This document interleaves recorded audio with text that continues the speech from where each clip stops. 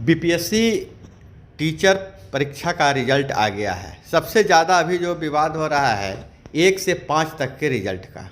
1 से 5 तक के रिजल्ट में कहा जा रहा है कि जो रिजल्ट का कट ऑफ बहुत हाई चला गया, जबकि बताया यह जा रहा था कि कट ऑफ और लो करना पड़ेगा। बीपीएससी के अध्यक्ष ने भी कहा था कि मुझे कट ऑफ लो करना पड़ेगा, फिर भी हम कट ऑफ लो करके हम सारे सीटों को भरेंगे। लेकिन अब प्रत्याशित रूप से दंग है परीक्षा देने वाले कि कट ऑफ इतना हाई कैसे चला गया, जबकि बीएड वाले को इस रिजल्ट से अलग रखा गया है। वहीं दूसरी तरफ मात्र अभी 2 से 3 दिनों के डॉक्यूमेंट वेरिफिकेशन में 10,000 ऐसे अभ्यर्थी नज़र आए जिनका जो डॉक्यूमेंट्स है अमान्य घोषित कर दिया गया है। ऐसी परिस्थिति में जो बहुत से जो एलिजिबल थे लोग, उनका रिजल्ट नहीं आ पाया। क्या दूसरी जो सूची है आनी चाहिए कि नहीं आनी चाहिए? और एक बात और जो सवाल उठ रहा है कि जब वैकेंसी निकाली गई, स्टेट का परीक्षा नहीं लिया गया था, उसके बाद ये वैकेंसी निकाली गई और बहुत सारे सीट खाली रह गए। मतलब जितना सीट था उतने वो आवेदन भी नहीं गिरे। इन मुद्दों को लेकर बहुत ज़्यादा चर्चा है, उसको आज हम क्लियर करने का प्रयास करेंगे। और इस चर्चा में आने से पहले हम परिचय दे दें। नमस्कार, नाम है मेरा अभय कुमार और हमारे साथ हैं सुनील बॉबी। और जो आयोग के द्वारा फैसला लिया गया था कि हमें बिना किसी शर्त के रिजल्ट घोषित करेंगे और कोई इसमें चूंकि परंतु नहीं होगा, लेकिन अब सवाल उठने लगे हैं। अभ्यर्थी जो हैं धरना प्रदर्शन करने लगे हैं, आयोग कार्यालय के घेरने का भी काम किए हैं और असंतोष जता रहे हैं। जबकि बीपीएससी आयोग का कहना था कि किसी प्रकार का कोई विवाद नहीं होगा, लेकिन काउंसलिंग के समय भी बहुत सारे विवाद उत्पन्न हो रहे हैं, जैसे नामों को लेकर है, आधार कार्ड को लेकर है।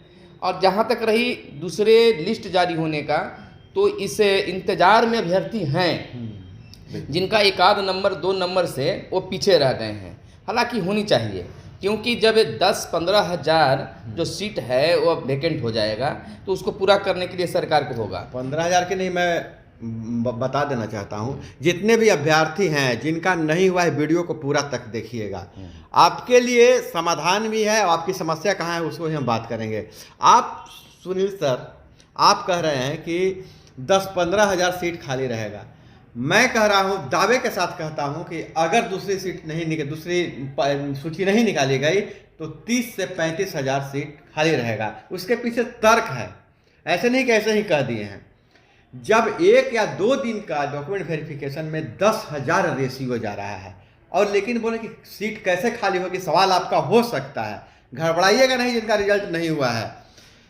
आप जो बहुत सारे ऐसे अभ्यर्थी थे जो बिहार सरकार तो हालांकि एक काम किए कि दिल खोल दी है कि पूरे भारत से कहीं से भी लोग किसी भी राज्य के बिहार में आके टीचर बन सकते हैं। हालांकि बिहार में एक भी फैक्ट्री नहीं है। नौकरी के नाम पर अगर किसी को नौकरी देने की बात होती है, रोजगार देने की बात होती है, सिर्फ सरकारी नौकरी के अलावा यहाँ कुछ नहीं है, लेकिन फिर भी बिहार सरकार अपना दरवाज़ा खोल दिया है। खैर, उस पिछले दरवाजे में भी सेंधमारी हुई है। बहुत सारे ऐसे जो है दूसरे प्रदेश के लोग फर्जी आवासीय बनाकर बिहार का निवासी बताकर फॉर्म भर दिए हैं। वो डॉक्यूमेंट वेरिफिकेशन में वो भी जाएंगे। दूसरी बात यह है कि जो आयोग ने कहा कि जो अपियरिंग है, जो सीटेट अपियर किए हैं, वो भी फॉर्म डालेंगे, और जो डीएलएड की परीक्षा देने वाले हैं वो भी फॉर्म डालेंगे। हालांकि आयोग की तरफ से तो ये अभी कोई बात नहीं आ पाई है कि हम सेकेंड लिस्ट जारी करेंगे। हाँ, ये नहीं, और क्यों जारी किया जाएगा, वो फ्रेश बहाली फिर निकाल सकते हैं। मैं उस मुद्दे पर आता हूँ। पहले मैं एक क्लियर कर देना चाहता हूँ अभ्यर्थियों कि कैसे 30 से 35 हज़ार सीटें खाली रहने वाली है, ताकि जो दिन रात रो रहे हैं लोग, तरह तरह के मैसेज करते हैं हमें और पूछते हैं कि क्या होगा, मेरा भविष्य तो अंधकारमय हो गया। एक सवाल और भी आता है कि मेरा तो एक अटेम्प्ट खत्म हो गया। तो सारी बातों को क्लियर करना बहुत ज़रूरी है। दूसरी तो बहुत 8% मात्र सीटेट में रिजल्ट आया है। इसका मतलब कि बहुत सारे जो बीपीएससी में अच्छा भी नंबर लाए हैं सीटेट में फेल कर गए हैं। वहीं डीएलएड का रिजल्ट आया है जिसमें बहुत सारे एक आध विषय में क्रॉस लग गया है, तो उनका भी रिजल्ट नहीं आया, तो उनकी डॉक्यूमेंट वेरिफिकेशन में भी सीट खाली होगा। तो 30 से 35 हज़ार सीटें खाली हो जाएगी। अब आप जो कह रहे थे, किस मुद्दे की बात कर रहे थे सर? वो कह रहे थे कि आखिर क्यों आयोग या सरकार जो है सेकंड लिस्ट जारी करेगी, फ्रेशवादी भी ले सकती सेकंड लिस्ट है। क्यों जारी करेगी? क्योंकि यह स्पष्ट बताया जा रहा है कि आपको 3 बार मौका मिलेगा किसी भी परीक्षा में। अगर आप कट ऑफ देते हैं कि आपको इतना एक मार्क है, इससे ज़्यादा नंबर लाइएगा तभी आपका चयन होगा, तब कट ऑफ जब पास कर गया, क्रॉस कर गया, तो वह टीचर बनने योग्य है, यानी कि टीचर बन सकता है, मतलब जिस भी लेवल का है। अब जो उससे ऊपर वाले जो हायर रैंकिंग से लेते हैं उससे सीट नहीं भरती है, तो जो आपने लिमिटेड जो बनाया था इस नंबर के जो भी ऊपर हैं वो तो सारे के सारे योग्य अभ्यर्थी हैं। अब जब उनको नहीं लीजिएगा तो उनका तो एक चांस खत्म हो गया। बीपीएससी कह रहा है कि 3 बार मात्र परीक्षा देना है, तो एक चांस तो उनका खत्म हो गया। और उनकी क्या गलती है? जब आपने जो बनाया था, क्राइटेरिया बनाया था, उस क्राइटेरिया से ऊपर का नंबर वो ला चुके हैं, तो अब उसके बाद इनका नंबर भी ज़्यादा है और सीट कैसे खाली रह जैसे सकती मान है? लीजिए कि अगर इसी बहाली पर सेकेंड लिस्ट जारी किए, फिर तो मांग करेंगे कि थर्ड लिस्ट भी जारी होना चाहिए। अगर सीटें खाली हो तो होनी चाहिए। तो जो परीक्षा दिया है उसी को न होगा, फिर तो नए अभ्यर्थी याद नहीं आ पाएंगे। आप मतलब ऐसा कोई हवा में बात नहीं कही जा रही है। 1999 में दरोगा की परीक्षा हुई थी, उसके बाद ही दरोगा की परीक्षा हुई, तो ज्वाइनिंग के 8 महीने बाद, 1.5 साल बाद तक सेकेंड लिस्ट और थर्ड लिस्ट जारी किया गया था। तो मांग तो नई नहीं है, मांग नई नहीं है। तो जब दरोगा जैसा पद के लिए आप सेकेंड लिस्ट जारी करते हैं, आप नेट में सेकेंड लिस्ट जारी करते हैं, तो आप बीपीएस टीचर बनाने के लिए क्यों नहीं कर सकते हैं जारी?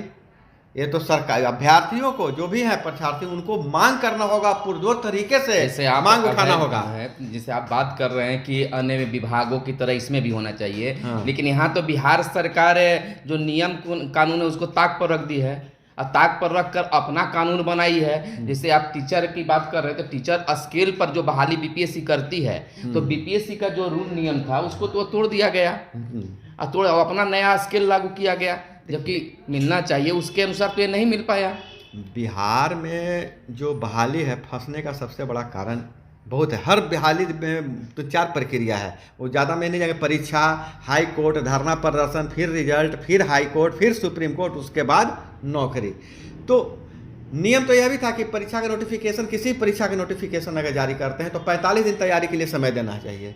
आप बताइए एसएट की परीक्षा के लिए दिया है? कहने का तात्पर्य है कि आप जब बात कर रहे हैं नियम की, तो सरकार तो नियम से बिल्कुल अलग रखा है टीचर बहाली को। बीपीएससी का जो नियम है, जो टीचर बहाली बीपीएससी करती थी, हुए हैं 9300 पर, तो उसके अनुसार तो नहीं हुआ। यहाँ तो 3-4 भागों में बांट दिया गया कि 25,000 वेतनमान होगा, तो किसी का 28,000 होगा। ये अपना मैंने कानून बना कर रहे हैं। यही कहीं ना कहीं जो बिहार सरकार बहुत बड़ी गलती हुई है बिहार सरकार से, माने या नहीं माने, और यह मामला कोर्ट में फंस सकता है। और अभ्यर्थियों से निवेदन यह है, जिनका नहीं हो पाया है और वो क्वालिफाई कर गए हैं, उनको लगातार संघर्ष करने की जरूरत है। यानी और हम उनके साथ यानी कि जो अभ्यर्थी जो हैं, बीपीएससी शिक्षक अभ्यर्थी जो हैं, उन्हें प्रयास करनी चाहिए। बिल्कुल। और प्रयास करने पर ये उम्मीद जताया जा सकता है कि वो सेकंड लिस्ट जारी किया जाए। और चयन प्रक्रिया पर जिस प्रकार से अभ्यर्थियों ने आवाज बुलंद किया, जिस पर आयोग के अध्यक्ष अतुल प्रसाद ने आकर जवाब भी दिया है, जो मीडिया में भी बातें आई है, तो अगर आवाज उठाते हैं तो निश्चित तौर पर सरकार